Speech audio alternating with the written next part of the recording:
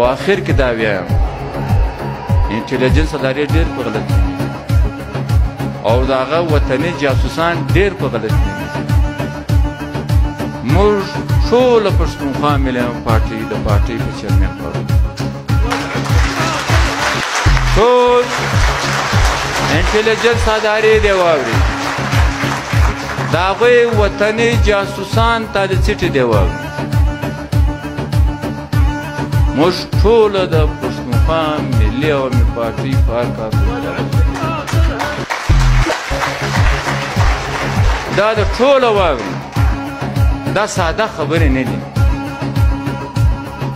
دی د خپلې موږ خو پوهېږو چې فوجي اسټبلیشمنټ او انټيليجنس ادارې زموږ د وطني جاسوسانو په خوله باندې خبرې کوي، دا د دوی نه دي، دا د دوی زړه نه دی، خولې د دوی دي. دوی خالي لوډ سپیکران دي، فوکي انټيليجنس ادارې، ګایډ انټيليجنس ادارې. موږ